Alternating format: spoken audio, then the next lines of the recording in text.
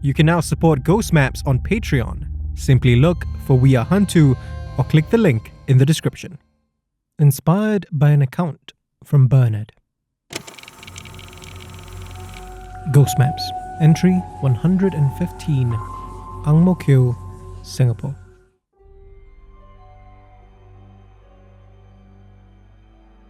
There are some things that frighten even ghosts. I've learned this from my own experiences, as well as from my last interviewee tonight. It's the Hungry Ghost Month. Normally, this means a whole lot more people want to share their stories of the supernatural. This year, however, I'm speaking with a family of ghosts at a secluded coffee shop in Seletar. Spirits from across multiple generations. One of these spirits, an old man named Henry, has been my go-between for my last 3 spectral interviewees. It's easy to forget that we are very much human, he tells me. And like every human, we fear what we don't understand. He says the living fear ghosts because death remains a mystery to us. Then he adds the dead fear other things too. My previous interviewee spoke of a malleable beast that only slightly resembled a person. David, however, wants to speak of something a bit more familiar, but just as terrifying. He steps out of the way, allowing one of his relatives to take a seat across from me. David comes across as a young man, probably no more than 20 years old. He's dressed in clothes that look like they're from the early to mid-90s. He seems friendly enough, but is clearly a little awkward and shy. His eyes dart around nervously, and he's hunched over. When I ask him to tell me his story, though, he starts to sit up straighter. He still can't hold eye contact, but as he speaks about his encounter, I can see that his anxiety's receding.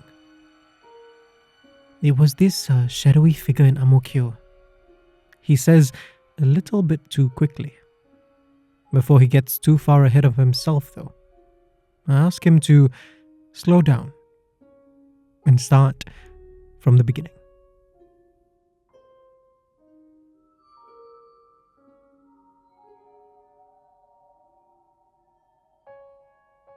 It was 2009. David's spirit had resided in his Ang Mo Kio flat since he died in 1996. When I ask him what he passed away from, he tells me that he would rather not say. He looks embarrassed, so I don't press him any further. David spends his days roaming not just the flat, but around his block as well. In a strange way, it's the paradise he had dreamed that awaited him in the afterlife.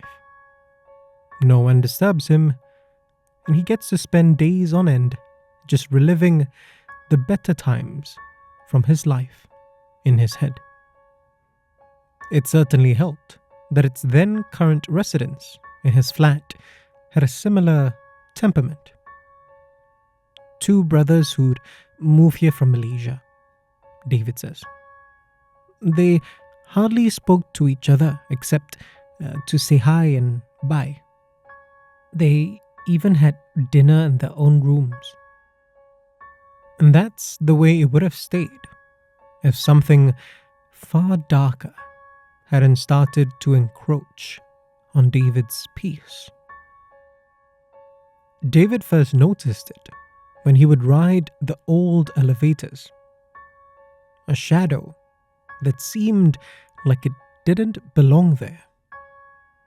Even during the day, the shadow seemed darker than anything else, like it swallowed light in its wake. He knew that there were other ghosts in the block. He never interacted with them, but he knew who they were. This one felt strange, yet somehow also familiar. It didn't make its presence known at first. In retrospect, I guess it was biding its time, he tells me. If it was, it made its presence known during the Hungry Ghost Month that year. David was strolling along the corridors at around 7:30 p.m., collecting the Hungry Ghost tributes left by the block's residents. He happened to be near the elevators when he heard one of them open with a ding. Out stepped a delivery rider, carrying what looked like the brothers' dinner for that evening. David didn't pay it any mind at first, but then he noticed that the shadow from the lift stepped out too. That's when he recognized who it was. Jackson had been trouble for our neighborhood even when I was alive, he says. He generally left me alone, but he would get into fights with other, gangsters who dared to invade his territory. Jackson had died the way he lived, in a clash with his rivals. Since his death, though, he seemed to be determined to make himself known to the other ghosts. He said he would protect us, David says. Over time, David reasons his belief in his position as a spirit in charge, along with the belief of the other ghosts, must have transformed him. I tell David that I've heard of this before. They're called Ghost Kings, I say. The kind of spirit whose power is so great that others fear him or her. Jackson, the Ghost King, stalked the delivery rider menacingly. His shadowy fingers stretch out towards the rider, forming far-reaching tendrils. David watched helplessly as the tendrils slid within the rider's chest and stomach. The Ghost King's victim doubled over in pain, heaving like he was going to throw up. David wanted to tell the Ghost King to stop, to leave the poor man alone. He didn't move, but the Ghost King seemed to know what he was thinking. "This is my block," it growled. Its voice only had a hint of humanity to it, tainted by a darkness that seemed to have consumed Jackson's spirit. David stepped back, ashamed of his fear. The rider, however, fought on, forcing himself to stand up straight and power on towards the brothers' unit. The Ghost King followed him, driving his tendrils deeper into the man. When the rider finally reached David's old flat, the Ghost King looked hungrily beyond him into the flat. Desperation more than bravery drove David forward. he stood between the Ghost King and the flat's main gate and yelled shakily, "No!" The Ghost King glared at him. Its fury practically radiated off its shadowy body like an oppressive heat. It removed its tendrils from the rider and drove them into David. The pain was indescribable. More than that, he felt himself fading, as if he was dying all over again. With all his might, David pulled himself free.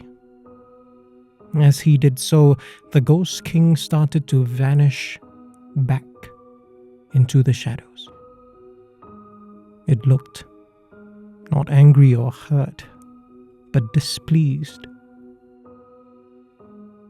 Even an hour after the Ghost King disappeared, David felt ill. He couldn't begin to imagine how the rider had felt. He imagined he had some kind of spiritual protection on him. David, however, didn't have anything he could use to fight off the Ghost King if he chose to attack him again. Then he remembered the look on the Ghost King's face, and he had an idea, but it wasn't one he was going to like. A week later, the brothers were awoken by the sound of their dishes falling to the ground from their racks. They brushed it off and replaced the rack.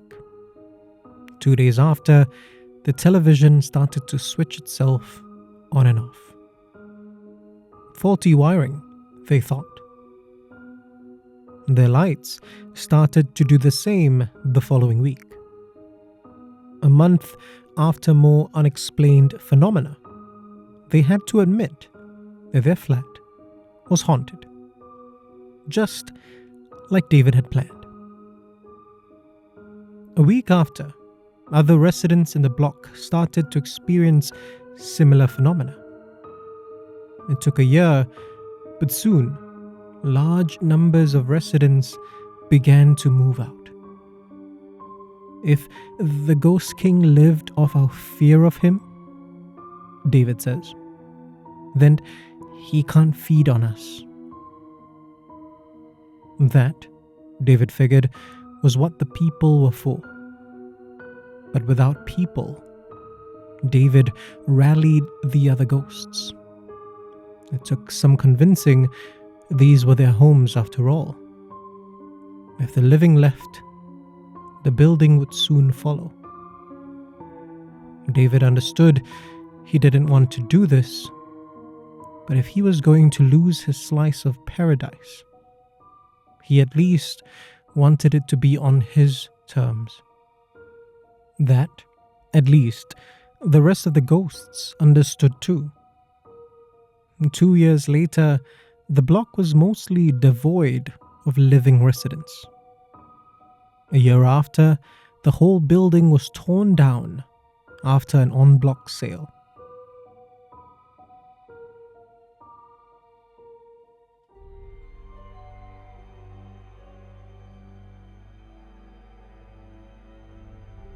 As far as David knew, the Ghost King left for proverbial greener pastures.